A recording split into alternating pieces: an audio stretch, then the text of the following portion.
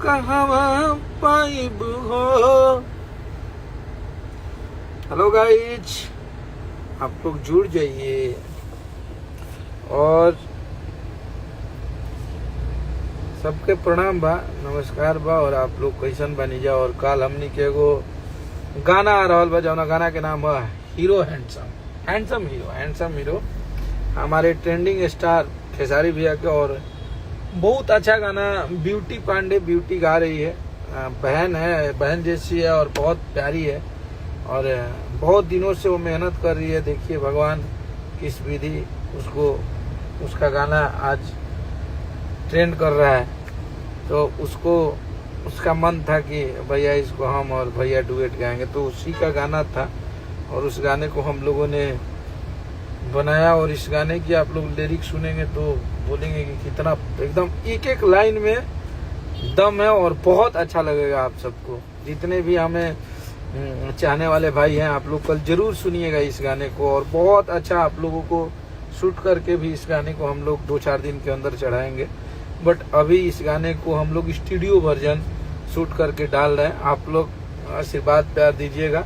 और एक दिन में 1 लाख ये गाना पर रील बना था, 80,000 1 लाख बना था। तो साफ सुथरा गाना, नीमन गाना के। और एकरा में ई मत कहे के काम बाकी चोरी के ह तो कॉपी कर ले भाई। वो हमारे चैनल के गाना ह, हमरे गाना ह, हमरे यहाँ के लोग के गावल ह।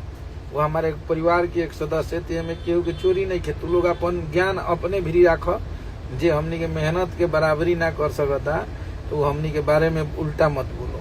आप मेहनत करिए, आप भी अपना गाना बजवाइए, हमें कोई आपत्ति नहीं है।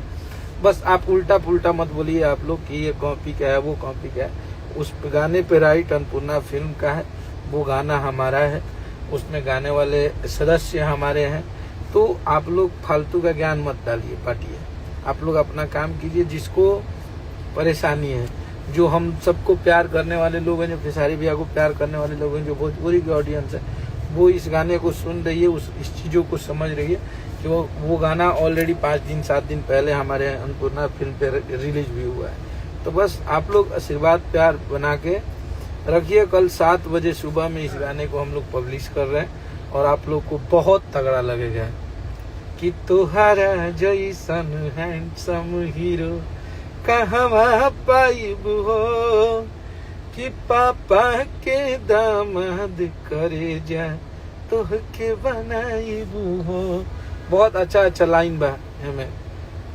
गाना तो कल रिलीज बा, वायरल बढ़ले बा। तो ऐसे हुआ सबके कि ओढ़ी के ओढ़नी गेलू बड़ी प्यारी, सब गुण से भरल तू बारू संस्कारी, कि बनबू तू कहिया माई के पतोहिया, देखले बिया लाइव हो। तो लड़की के लाइन है कि तोहरा जैसन हैंडसम हीरो कहवा पाइब हो। तो इस गाने को कल हम लोग रिलीज कर रहे हैं। और उम्मीद है कि आप सब इस गाने को बहुत ज्यादा ट्रेंड कराएंगे, बहुत ज्यादा प्यार देंगे इस गाने को। तो कल अन्नपूर्णा फिल्म से आप लोग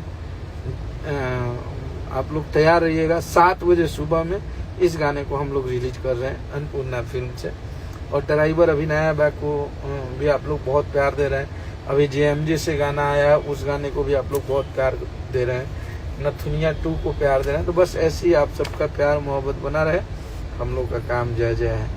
हर हर महादेव।